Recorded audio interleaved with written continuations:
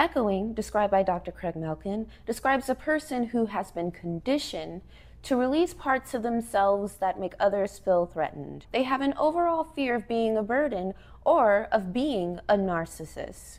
Some professionals consider this to be the opposite of narcissism, although that does not mean that it is healthy. Their core needs are to uphold their personal values of fairness, not harming others, and not being a burden. Can you imagine how this could be exploited? Now, toxic people pleasers and narcissists, or any abusers, may both hate and exploit the echoists in their lives, if they even exist in their life. When a person of extreme degrees of insecurity who has NPD cannot validate you, they attempt to humble you. People pleasers also cannot validate you, and they also can't really get away with playing the victim. Neither of the two know where they fit in the trauma-drama cycle of the victim and the villain and the rescuer. Enablers, just like abusers, keep the cycle going, so they could never truly be your allies. We have two groups of people who have convinced themselves and some others that they are the true victims when they are the orchestrators of their own chaos. People who are desperate for attention, clout, or to just be validated will defend and make excuses for those who do, even if they're harmful. The bar is exceptionally low.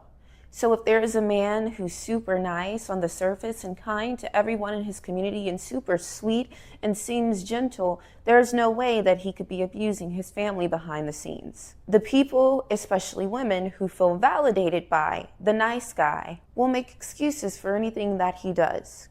People pleasers are not true givers. They give to get. These are the toxic martyrs who have friends, romantic partners, even family who are always using them, and everybody is dependent on them. What they don't acknowledge is that they are giving because they want to benefit. What they don't acknowledge is that they are using the people who they claim are using them as well. This could be the emotionally enmeshed mother who gives so much to her babies and is consistently crossing their boundaries. They do favors in exchange for validation, emotional labor, and having their every need or damsel cry tended to. This could be the guy talking about his mean ex who used him for everything that he had. And you know what it's like to have people taking advantage of you, except for this person's story, it's a little bit different. He's missing out the part where he was desperate to be chosen, desperate to be picked, so he used all of his resources to spend on someone he knew was problematic and had a history of using men for their resources. He claims that he's just such the giver, but really, he gives to the kind of people who would use him for what he has because he knows that he would get some type of gratification or just access to them in return. He's not a victim. Codependent people pleasers are not empowered, and they will view your strength as a threat or demand saving from you. Your boundaries are offensive to people who have none. They may try to convince you that you're just judgy for drawing a line, because if they are not empowered, you are not allowed to be empowered. Getting back to the desperation for validation, codependent people pleasers, those who are desperate to be chosen, those who are desperate to be given attention, may view you being exploited as being chosen. Now, here are some real life examples of some red flags to notice in these kind of people pleasers. You go to a meet and greet and you're meeting a lot of different people, and they're also having a speed dating event. You're not really interested, but because it's what's going on at the time, you decide that you'll cooperate and participate. Once the event is over, you leave with your friends, and then one guy you met stops you in your tracks. He says to you that you are his favorite and he's got to take you on a date. Reluctantly, you agree to go. And during this date, he tells you about his problematic girlfriend who used him. She used his money, she used his car, and she even slept with one of his friends. And if you're an empathetic person who knows what it feels like to be cheated on or even mistreated or taken advantage of by someone, you may start to feel for this person. He can't date empowered women because he can't validate them or impress them. They're also not using him, so he also can't play the victim there. More is required out of him than the low bar of being a nice guy who gives superficial things. You have an acquaintance who you notice is in a relationship with someone who's really harmful. They're also telling everyone the story about how he pulled a knife out on her. And you're concerned. You don't want to cross the line of telling a person that they need to do the obvious thing and just leave. But you extend a helping hand to them and you show up for them whenever they need your support. And then one day you're hanging out with this person and she's laughing at the person that you're dating. And you wonder why. And she says that he's too nice. And she thinks that he's a bitch. And you're a little bit confused by that. And she clarifies that she thinks that nice men are bitches. For more clarification, you make sure to check, does she mean covert narcissists or people who pretend to be nice guys when they're really not and they're entitled? No.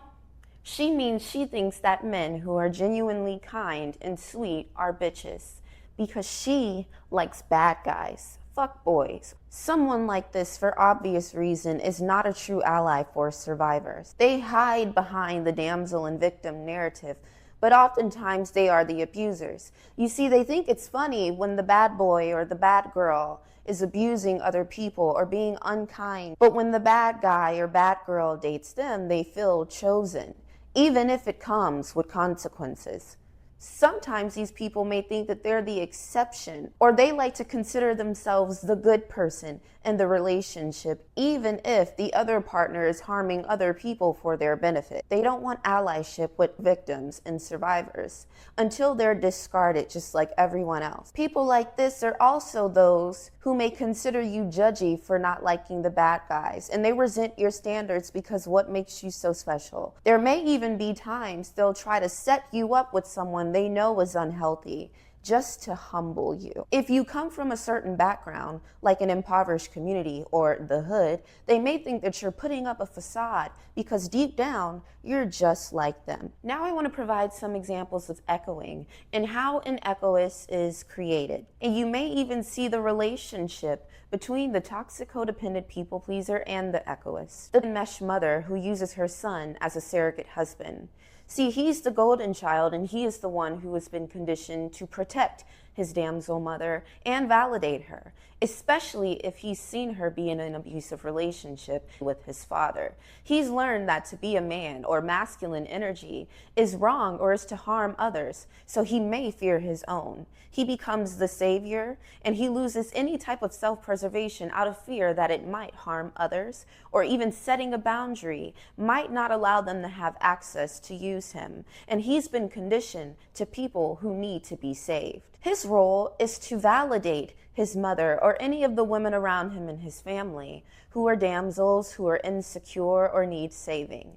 He's also been conditioned to believe that he should only date women who look like his mother, or at the very least, not women who threaten his mother or the women around him. If his mother has insecurities around her body image, he's not allowed to date women who are attractive, or else they're Jezebels. If his mother has insecurities about her lifestyle choices, or her not being able to measure up to certain kinds of successful women, then he's not allowed to date anyone who's too educated or more successful than the women around him. He is only allowed to exist for women who need to be saved. A child at school learns that the parents of the other kids are upset that she has a Tiffany chain on her backpack. Instead of the parents teaching their kids healthy values, the children learn that it is okay to shame and hate others who have things that you don't. The child with the chain learns to apologize for the things that they have. They end up being used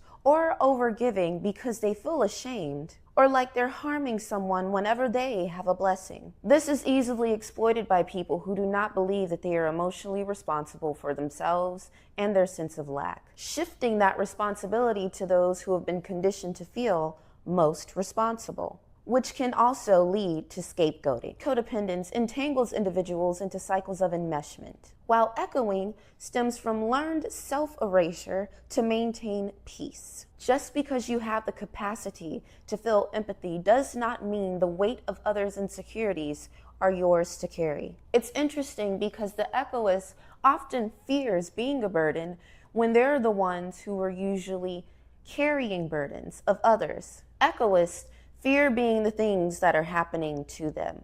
That's also why people fear having kids, because they are afraid of being the person who harmed them.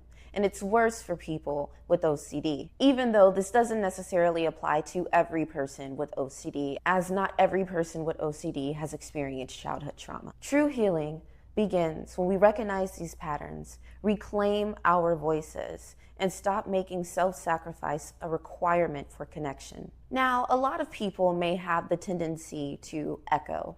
However, when this is a chronic issue that shows up every day throughout a person's life, in every relationship, in every interaction that they have, in their entire embodied experience with the world, it becomes echoism. They may be an echoist. Do you feel like you have experiences with echoing?